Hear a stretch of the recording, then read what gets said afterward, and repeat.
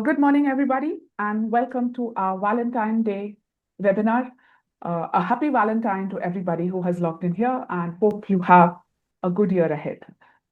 What is Valentine? Valentine is somebody you love and somebody who loves you back. So we are here today to understand whether we are going to have what's going to be our Valentine special. So I'm going to share the screen, and we have our special day today. And we'd like to know whether gold and silver is going to love you back as much as you love it on a normal basis. We all know everybody loves gold and silver. So is it going to love you back in 2026? And here we are with our Valentine Day special. So what's about the gold and silver rush that everybody is talking about today? As normal people, there would be a lot of questions in your mind. Those kind of questions are there in our mind as well. And we are here with all those questions that could be running through your mind. So what's that? The current flavor of the season, that's gold and silver. So everybody must be thinking, have I missed the bus? Did I not think about this before? So do I have any chances? Is it the right time for me to enter this segment now? Do I still have a chance? If I do have a chance, then what's the expectation from gold and silver in the future? And if there is a chance and if there is a future, then how much should I invest in any of these categories? So these could be the questions that are running in your mind as a normal investor, as a normal person for whom gold and silver is always part of the parcel. So we are here with all those answers today. And that's what we'd like to share with you. Now, this chart, well, it looks a lot of boxes and circles. What we are trying to show you here is over the last 10 years, how has each asset class that an investor has an option to invest in, how has it performed? So as you see, if you look at the top line, where you have the years from 2015 to 2025. And if you look at the top line, where I put a red arrow, the top line is different every year, which means that no category that performs best in any one year stays on the top always. There's always an up and down in every asset category. So if you look at the gold circles, we see in 2015, gold was at the bottom. It went a little up in 2016, went down again in 2017, 18 and 19, and went up. 20, it was still a little okay. 21, it went down. 22, it went up. 23, it went down. 24, it came up a little. And then 25, it was all the way up next to only silver. Then what happened to silver? Silver's been at the bottom from in 15, 16, 17. Okay. And then it's been a roller coaster ride for silver. Can you see all the silver coins? That's how silver's moved. And then it's moved to the top in 2025. So what does this say? It says that nobody is always going to be winning every race every year. So this is what happens. Every asset class has its life across all these circles. So if you look at silver, it was at the bottom for 3 years, then it went up, then it went down, then it went up again, then it went down to the bottom for 2 years, and then it came up, then it came up, and now it's the hero. A similar would have happened to gold. Over a period of 10 years, if you see, half the time it's at the bottom, half the time it's at the top. So what does this tell us about these two categories? They are highly volatile. They are not the middle of the path. They are either the top or either they lose out of all the other categories.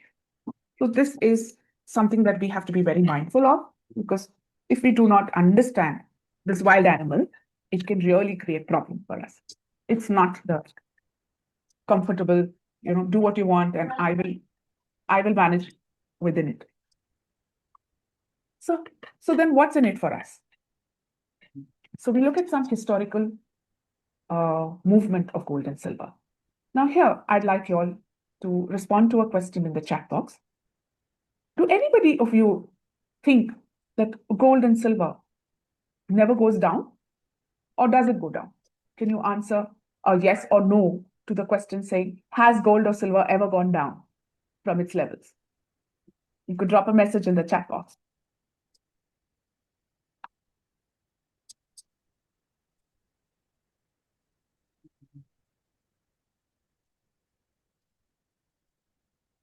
we know over a period of time it stays on the top. But other than that, do you think or do you remember about gold or silver going down?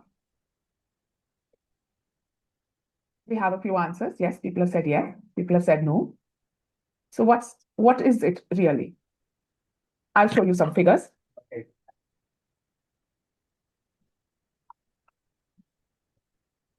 So the top line shows silver, which peaked on 25th April 2011 at 73,000 rupees per kilo. And from there fell 55%. And it took 9 years for silver to reach that level again. Similarly, on gold, on 14th September 2012, it hit 32,000 per 10 grams, 32,000 per tola. And from there, it fell 25%. But it took 7 years to recover to that same level. So this is what happens with a category that's so volatile, that yes, it can deliver good returns, but there is also a phase where it will go into an absolute dormant stage. So how do you manage this? And then how are we saying that, yes, these are good asset classes? These could be your Valentine. So is it really true? What happens when they drop significantly? These two asset classes take a long time to recover because these are individual boxes. These are individual buckets. They are not a composite buckets of different elements. When you have different elements, then the recovery can happen from any of those categories. Since these are two exclusive categories, recovery in that category takes a longer time. So what does this teach us? So coming back to our gold and silver rush questions. The current flavor of the season, gold and silver. So what's further? Yes, but the season does change. We do have summer, winter, monsoon, and spring. So the seasons will change, the flavors will change. So have I missed the bus because the season's going to change? No.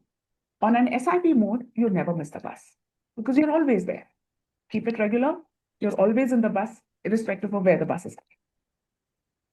So is it the right time for me to enter this segment now? Yes, but only as an SIP, not on a large one-time amount. And why is that? Because what's the expectation for gold and silver in the future? It's going to be volatile. So if you're going to add a large sum now, we don't know where that volatility will go. But if you sit on an SIP mode, then that volatility can actually fuel the growth for the future. Because when it goes up and down, your SIP picks according to that price. And that's why it's the SIP mode that really works when you don't know where this category is going in the immediate future. So how much should I really invest in these categories? Our general advice or our general guidance on this is not more than 10% of your overall investment. So you ensure that you're in the bus on an SIP mode and with a 10% limit so that you do not over allocate to that category as well as don't miss out on what's happening. So I hope this has given you a little bit of an idea of where this is going to go. And we can now open up the session for some questions. You could type in your questions in the chat box, or you could unmute yourself and we can take the call.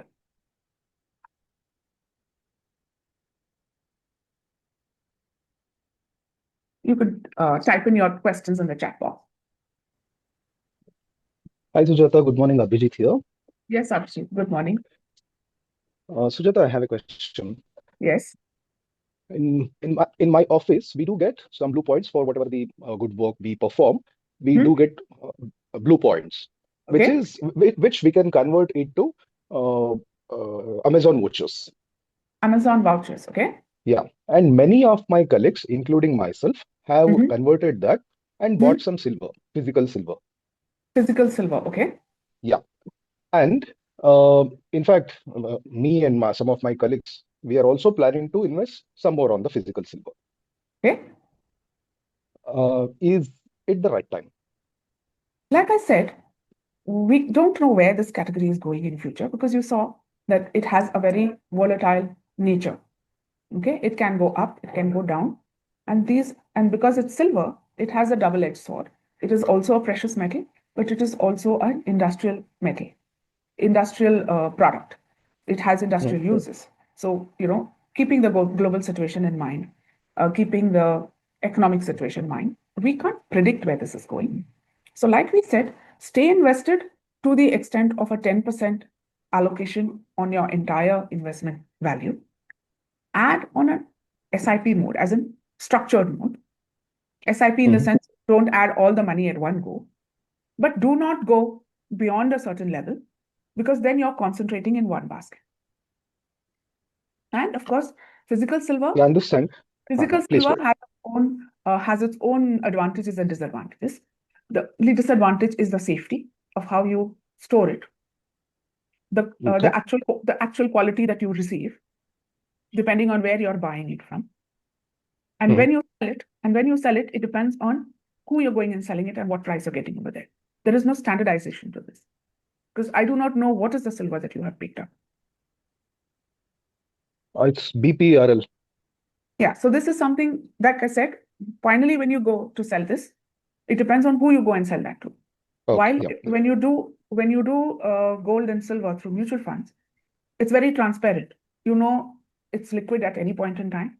It can be bought anytime. It can be sold anytime. And there is a structured process of understanding what the price is that you paid and what is the price that you're receiving.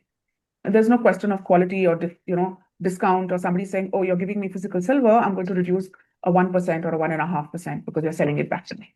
Because there is a buy rate and a sell rate when it comes to physical gold and silver. On the same day, if you're buying, you pay a different rate. If you're selling, you get a different rate. Yeah, that's true. Yeah. So those are the disadvantages of physical gold and silver. Of Okay. course, we don't say it's talk of the town, and so whoever has some surplus amount, it's not surplus is not huge, like 2 lakhs, 3 lakhs. They have got it from somewhere. From someone they have got it. Okay. Yeah. For that amount, they all and myself want to invest. So like I said, the amount is not relevant, because when you say 2 lakhs, it could be big for somebody, it could be small for some. Net, your exposure to gold and silver should not be more than 10% of your holding, because then it makes your basket very risky and highly volatile. Okay. Imagine if you are having 50% in gold and silver, and gold and silver falls 10 or 15%, like you've seen in the last week. Your 50% of your investments would be subject to that kind of risk. Yeah. Yeah. So I have a question here from Irshad. I sold my silver SIP 2 weeks before, as silver dropped drastically. Is it okay to start again? Again, Dr. Irshad, the suggestion that we would have is that it's okay to do on an SIP mode to the extent of 10% of your portfolio, not higher than that. Because on an SIP mode, you pick as per the market price. You don't pick at one price at one go. So Nitin has asked, how do we start investing in gold and silver? We can add gold and silver into your portfolio through the mutual fund basket. And we can do it on an SIP mode to the extent of accumulating not more than 10% of your portfolio value. Somebody has asked, I do not have silver in my portfolio. Is it needed? Well, at least at Happy Investor, we have been looking at portfolios and adding gold and silver as is necessary. There are some portfolios which have gold. There are some portfolios which have silver. And some large portfolios have both, because they have the bandwidth for the larger 10%. So if there's either of one of them, it should work fine. And when we evaluate a portfolio, we do look into and check whether this can be added, removed, or changed, or reallocated. So rest assured, if you are with us, we are looking into it.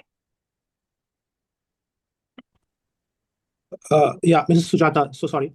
Yes, Nitin. Yeah, my question was, do I need to send an email to start an SIP with gold and silver? You let us know how much your SIP increase you want to do, and then we will look into how much of it should be going into that category overall on your total distribution. Okay, so should I WhatsApp you or yes, you can send me a message, and then we will look into your portfolio, reset, and let you know. Okay, thank you. Thank you. Any other questions from anybody else? And hope you found this session interesting, give you a little bit of insights into the product category. and a surprise element of whether gold or silver is going to be your Valentine this year. Is it going to love you back? We'll know in some time as the year gets along. So do reach out to us, drop in a message, and we shall look into it. Of course, all of this comes with a disclaimer that mutual fund investments are subject to market risk. You have to check where you are investing and reach out to your mutual fund distributor to see whether this really suits your profile, whether it suits your investment timeline, whether it suits your risk-taking capacity, and to what extent. Thank you for logging in this Saturday morning. Wish you all a very happy Valentine once again, and have a great weekend and have a great year ahead.